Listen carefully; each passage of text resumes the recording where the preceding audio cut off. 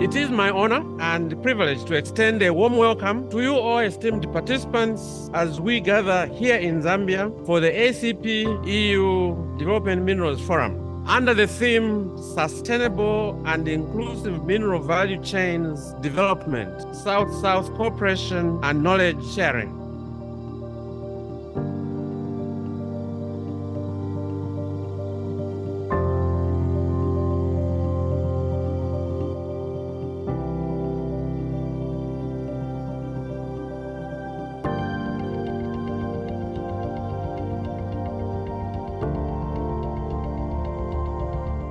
In 2018, most of the presentation were actually on challenges. But this time we can see there is a big change. You know, the presenters are talking about the achievements.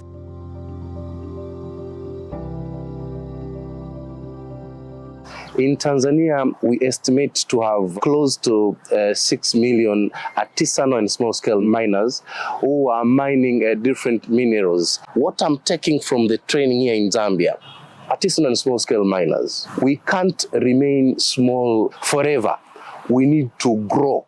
There is a true sense of persons understanding the utility of minerals and seeking to utilize their mineral resources from the respective countries to effect personal and national development. Notre travail, c'est quoi? C'est de les sensibiliser, de les formaliser afin qu'ils puissent travailler convenablement. Un pays qui est en pleine construction, naturellement, a besoin de l'utilisation des substances de carrière.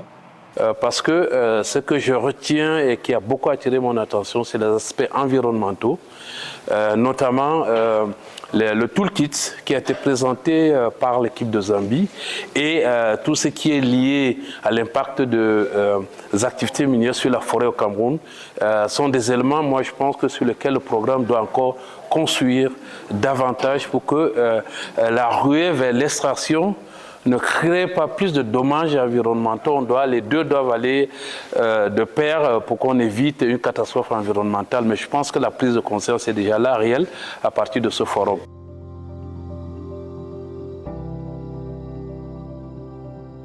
People are in a space where they are doing things without knowledge of skills to do the mining. The challenges that are being faced by women is one, culture. Two is access to finance and capital. The women don't just have the money that they could maybe invest in equipments, also just safety gears. We wrote a proposal to UNDP ACP EU Development Minerals Program. We won that grant. It was $5,000 US. And we picked $1,600 US and put it in savings groups.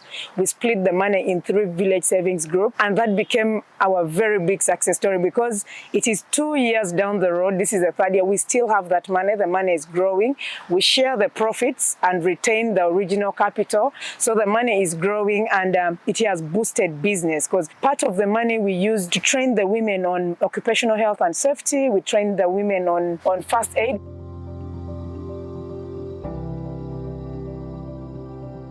My takeaway from this gathering is that I've seen that every country is trying to have inclusive value addition, where we are developing the natural resources, but we want to include everybody in that value addition. By example, bringing women and encouraging women also to be involved in artisanal mining, while at the same time, we are pushing other agendas like big mining.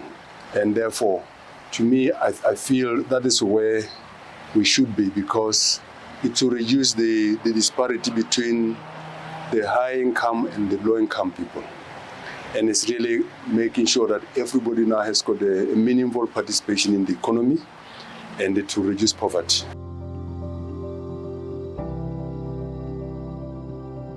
Ce que je retiens de cette participation, c'est d'abord en fait la prise de conscience des minéraux de développement dans le secteur en fait de tout ce qui est changement climatique. Parce que là, on a commencé à parler des matériaux au bas carbone.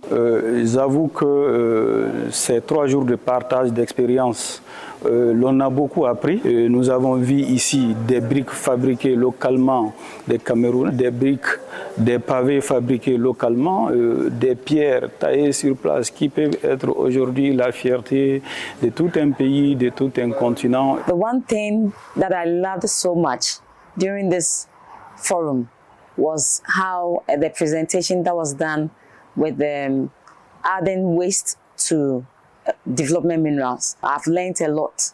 They added almost all other waste, every waste, they added it to the development minerals and then used it for something productive and which earned the women a living.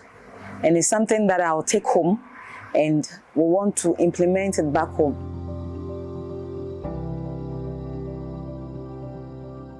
I can say it's an eye-opener and it's a life-changing workshop.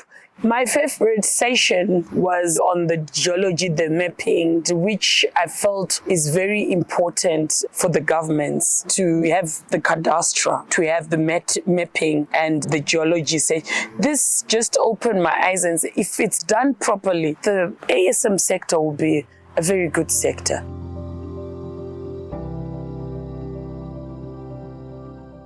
And my takeaways from this meeting here is that we need to stand up as a continent, and particularly as a country, we need to be ready to add value to all our critical minerals. The strategy that you use in India in terms of creating small jobs and creating a small enterprise, this is what I can take home because I can multiply what I'm doing now in Far North, not just for the Far North region, also for the Africa, like the Sahel zone. I think one of the most incredible things that I've experienced here is the wealth of innovation and ideas being exchanged between countries and seeing how real collaboration and partnerships are being built from Jamaica to Tanzania or from Cameroon to India. ASM, there's still a gap between a small-scale miner sector and a large-scale miner. So how do we bridge that gap? So the key takeaway there is simply upscaling them in terms of capacity building and trying to ensure that they are legal and licensed. Our talk should be more centered around the future and what's our plans to be able to